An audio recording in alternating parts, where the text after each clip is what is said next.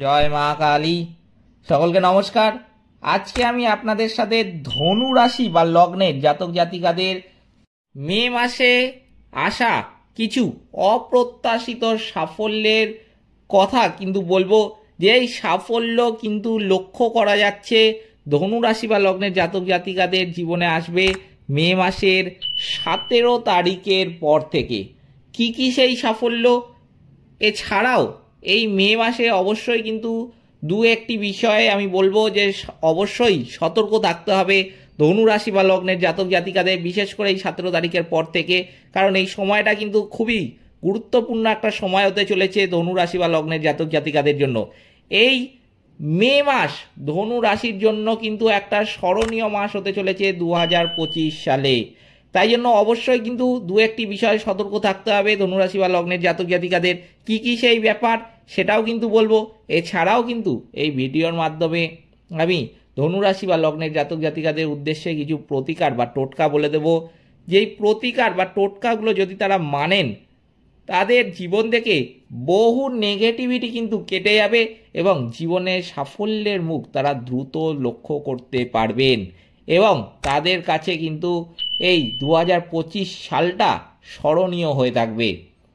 কী কী সেই প্রতিকার সবই কিন্তু বলবো আজকের এই ভিডিওটিতে। তাই জন্য আজকের ভিডিওটা কিন্তু খুবই গুরুত্বপূর্ণ হতে চলেছে ধনু রাশি বা লগ্নের জাতক জাতিকাদের জন্য। সেই জন্য আমি ধনু রাশি বা লগ্নের জাতক জাতিকাদের কাছে একটি ছোট্ট অনুরোধ করব যে ভিডিওটিতে অবশ্যই একটি লাইক, একটি শেয়ার এবং চ্যানেলটিকে সাবস্ক্রাইব করে পাশে থাকা বেল আইকনে ক্লিক করে নোটিফিকেশান বাটনটা কিন্তু অল করতে ভুলবেন না, যাতে জ্যোতিষশাস্ত্র সম্পর্কিত সঠিক ভিডিও আপনার কাছে দ্রুত পৌঁছে যায়। এছাড়াও কমেন্ট বক্সে কিন্তু অবশ্যই জানাবেন জয় মা কালী। মা দক্ষিণা কালী আপনাদের সমস্ত রকম বিপদ ও দুঃখের হাত থেকে কিন্তু রক্ষা করবেন। তো চলুন আজকের ভিডিওটা শুরু করা যাক। ধনু রাশি রাশিচক্রের নবম রাশি, যা রাশিচক্রের 240 থেকে 270 ডিগ্রি পর্যন্ত কিন্তু বিস্তৃত। মূলা নক্ষত্র, পূর্বাষাঢ়া নক্ষত্র, উত্তরাষাঢ়া নক্ষত্রে জন্মগ্রহণকারী ব্যক্তিরা ধনু রাশির কিন্তু অন্তর্ভুক্ত। এই রাশির অধিপতি হলেন স্বয়ং বৃহস্পতি দেব। যেটা দেখা যাচ্ছে ধনু রাশি বা লগ্নের জাতক জাতিকাদের মধ্যে যারা চাকরিজীবী আছেন তাদের কথা আমি আগে বলছি, তাদের জন্য যেটা দেখা যাচ্ছে এই মে মাসের 17 তারিখের পর থেকে যে সময়টা আসছে, সেই সময়টা কিন্তু অত্যন্ত ভালো সময় আসছে ধনু রাশি বা লগ্নের জাতক জাতিকাদের জন্য। কেরিয়ারের দিক থেকে আপনি আপনার সহকর্মী এবং ঊর্ধ্বতনদের কাছ থেকে উন্নততর অগ্রগতি বা সমর্থনও কিন্তু দেখতে পাবেন।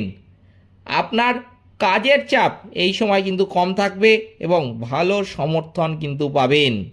যারা চাকরি পরিবর্তন বা পদোন্নতির চেষ্টা করছেন তারা এই মাসে কাঙ্ক্ষিত ফলাফল কিন্তু পাবেন। মে মাসের প্রথম 2 সপ্তাহ যেরকম কেটেছে ধনু রাশি বা লগ্নের জাতক জাতিকাদের, তার থেকেও কিন্তু কয়েক গুণ ভালো যাবে এই পরের 2 সপ্তাহ।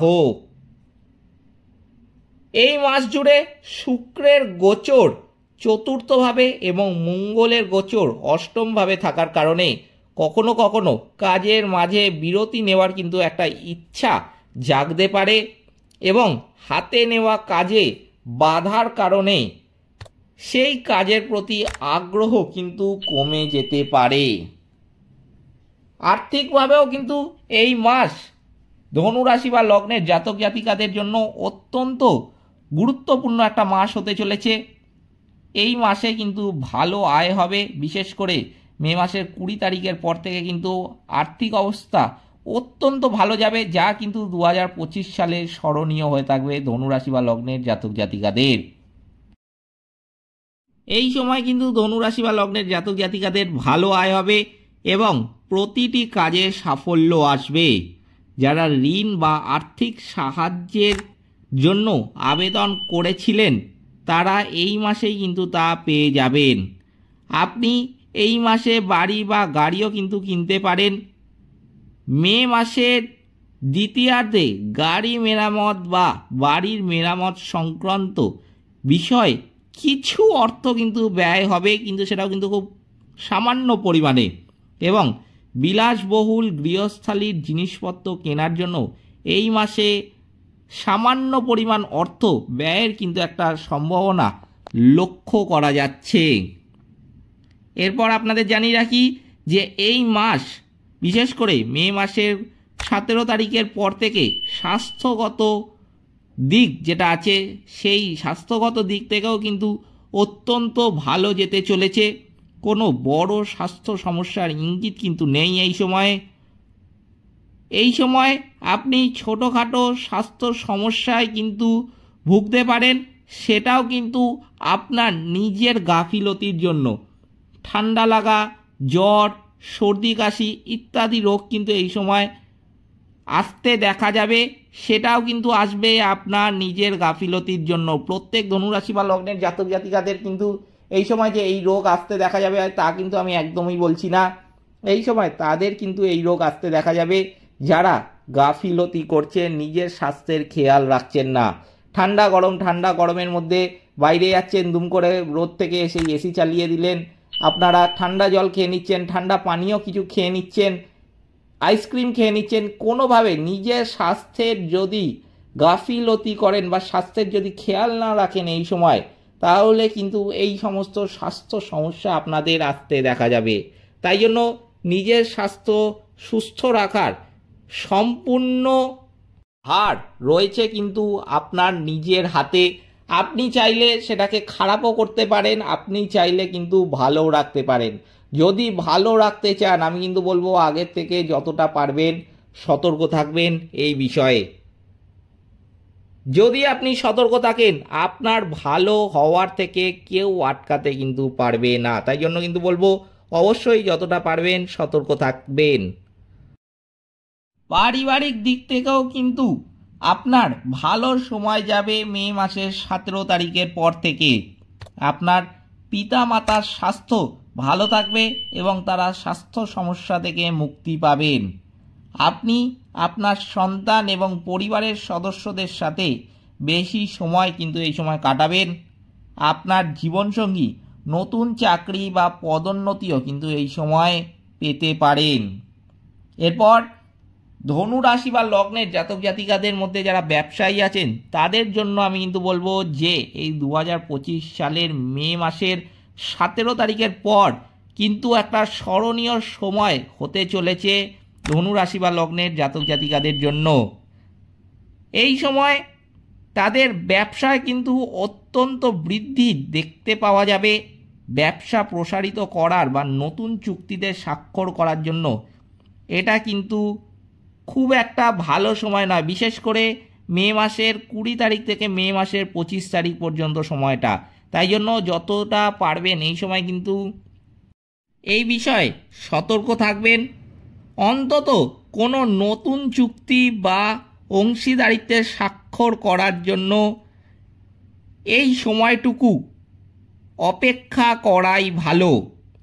এই মাস জুড়ে মঙ্গলের গোচর অনুকূল থাকবে না, তাই আর্থিক লেনদেনের ক্ষেত্রে এবং তাড়াহুড়ো করে করা বিনিয়োগে কিন্তু ক্ষতি হতে পারে। তাই জন্য এই বিষয়ে কিন্তু যতটা পারবেন সতর্ক থাকবেন। ধনু রাশি বা লগ্নের জাতক জাতিকাদের মধ্যে যারা ব্যবসায়ী আছেন তারা কিন্তু অবশ্যই এই বিষয়ে সতর্ক থাকবেন। ফটকা কারবার সম্পর্কিত ব্যবসার ক্ষেত্রে অবশ্যই কিন্তু সতর্ক থাকতে হবে।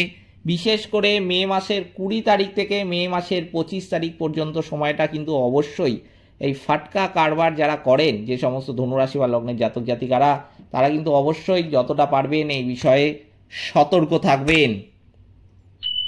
এরপর শিক্ষার্থীদের জন্য কিন্তু যেটা দেখা যাচ্ছে এই মে মাসের 17 তারিখের পর থেকে যে সময়টা আসতে চলেছে সেটা কিন্তু খুবই ভালো একটা মাস হতে চলেছে।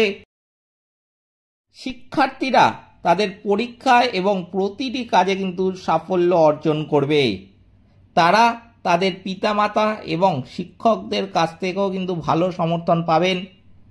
এই মাসে মঙ্গলের গোচর অষ্টমভাবে এবং শুক্রের গোচর চতুর্থভাবে থাকার কারণে কখনো কখনো শিক্ষার্থীরা পড়াশোনার চেয়ে বিনোদনমূলক কাজকর্মে কিন্তু বেশি সময় ব্যয় করতে পারেন, যার ফলে পরীক্ষায় কম মনোযোগ দেওয়ার কিন্তু একটা সম্ভাবনা লক্ষ্য করা যাচ্ছে।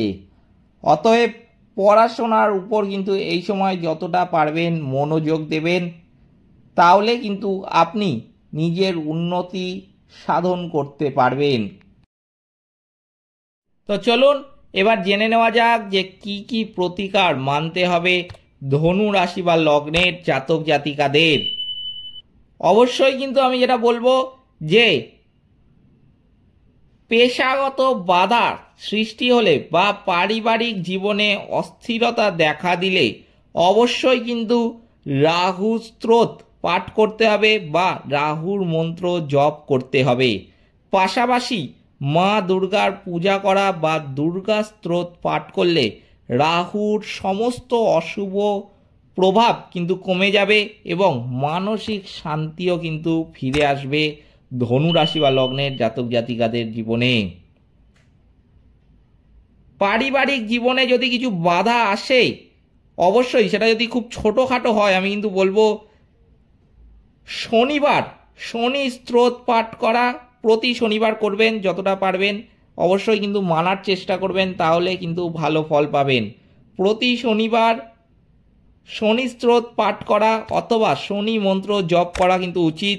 এছাড়াও হনুমানজির পূজা করা বা হনুমান চাল্লিশা পাঠ করলেও কিন্তু শনির কুপ্রভাব প্রশমিত হবে। কারণ